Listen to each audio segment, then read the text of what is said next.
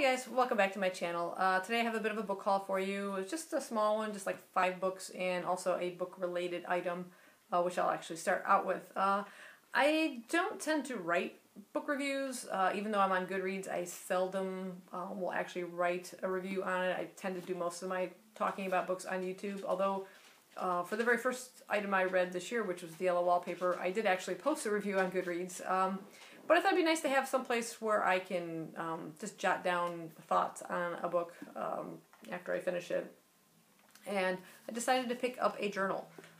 So I went to Barnes & Noble, where else, and I found this really cool leather journal. Nothing too large.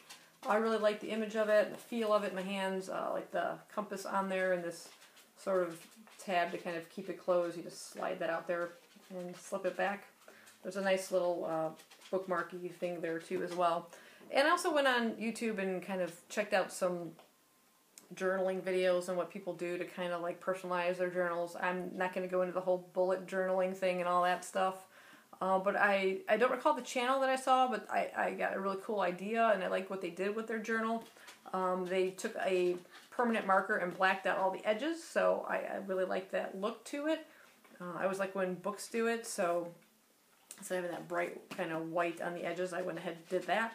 And then they also did something similar to this, where I got some images off the internet. I went to Pinterest and found some, and I chose Edgar Allan Poe, kind of like what the person I saw on their channel did too, because I'm a huge Poe fan. And I found these super cool images, so I love this one here. This illustration is just absolutely gorgeous. And that one that says, "Once Upon a Midnight Dreary." Nice, Skippy. I try and catch her, she'd just dart off. And then this one with the raven and the skull, I thought was really cool. And then on the back, we got another one with a raven reading a book. And Quoth the Raven Nevermore. And I need one more for this side because it bled through, so I need to cover that up. And then, like I said, within these pages, maybe I'll have just a overall, like what my goals are for the year, you know, how many books I plan on reading, and then what I accomplished. And then I'll also, I think at the very beginning, I'll put down like what the amount of books I read in each of these genres, like manga and classics, etc. last year, and then I'll show like what I did for this year, because I kind of discussed that at the end of my yearly wrap-ups on YouTube anyway, so it'd be nice to have that sort of at the start of the year there. And then, you know, I'll just take up as much space as I want per book. If I have a lot to say about something, I'll use up as many pages rather than have everything blocked out ahead of time. So I plan on hopefully filling that out and keeping that up. I've got the books I read so far this year to catch up on. So moving on, there's the first book I purchased was one you've probably already seen in my recent reading update, and that was The Company of the Dead. This is by David J. Kowalski. It's a beefy book. I just absolutely was drawn to this cover, sort of wraparound cover, and of course there's the Titanic on there, and you know, you flip it upside down and you get a totally different kind of view of the Titanic. One is docking it in New York, which it never made it, and there's the iceberg that sunk it. So I flipped it over and came to discover it's a sort of alternative history. There's time travel involved, and it takes place between 1912 and 2012.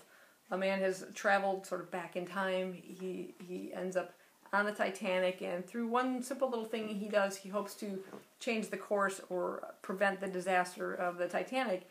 And instead, it still occurs, and he comes to find out before it actually sinks with him on board that this has happened before, and it's happened many times. So it's like almost like he's stuck in a loop or something. I haven't found out more about him because he has not yet returned to the storyline, but also in April 2012, here it says there's another character, Joseph Kennedy. He's the grandnephew to John F. Kennedy. He lives in an America occupied on the East Coast by the Germans and on the West Coast by the Japanese, and he's one of 6 people who can restore history to its rightful order, though it may mean his own death. And let's see if I can find, yeah, there's a map here of the world, and you can see if you can close here. This is the United States, so the Union, there's this Second Confederacy. We have West Coast Demilitarized Zone, occupied by Japan. We have the Prefecture of New York, occupied by Japan. It's hard to see a little bit because it's kind of small, but it's countries allied with Japan over in former South America, which is now the Mexican Empire. It's totally messed up. It all crazy. It says the time travel, airships, Titanic, Roswell, all sorts of things thrown into this book. So I'm already that far into it, about page 112, and I'm really enjoying it so far. The next book I have is one I found in a used bookshop, and it's Bram Stoker's Dracula. I have read the book before, possibly more than once. I think I've read it twice before, but I do not actually have a physical copy of it, so I was really happy to find this one. Actually, a Barnes & Noble Classic edition that I don't remember ever seeing this cover before.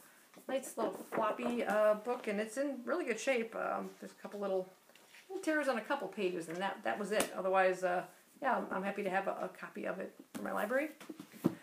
Then while I was at work, I came across one of the advanced reader editions that had come in, and I heard people talking about this. This is The Chalk Man by C.J. Tudor. Not big novel, but I'll just go ahead and read the synopsis for you here. I haven't yet to read the whole thing, but I remember when someone else talked about it, the title, I'm like, oh, that's the book they were talking about, and I snatched that one up right away. It says, in 1986, Eddie and his friends are on the verge of adolescence. They spend their days biking around their sleepy little English village, avoiding bullies and looking for adventure. The Chalkmen are their secret code, little stick figures they leave for one another as hidden messages. But then a mysterious Chalkman leads them to a dismembered body, and nothing will ever be the same. In 2016, Eddie's a grown man and thinks he's put the past behind him, but then he gets a letter in the mail containing a single chalk stick figure. Before long, one of Eddie's old friends turns up dead, and Eddie realizes that saving himself means finally figuring out what really happened all those years ago. But digging into the past proves more dangerous than he could ever have imagined, because in this town, everyone has secrets. No one is truly innocent, and some will do anything to keep their truth buried. Yeah, that just sounds like a really good psychological kind of thriller. The Chalkman, for some reason, just reminded me of a Sherlock Holmes story, but yeah, it sounds pretty cool. It says it's C.J. Tudor knows the 12-year-old who still lives in all of us, that kid who chills himself to the bone with an intuition that lurks in the woods or in his own closet. Yeah, so there's that one.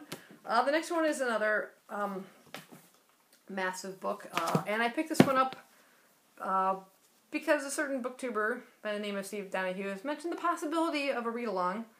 We shall see. If not, I will eventually get to this, but the read-along will help push me to get to it. A book that he talks about quite often and quite loves, and that is The Tale of Genji.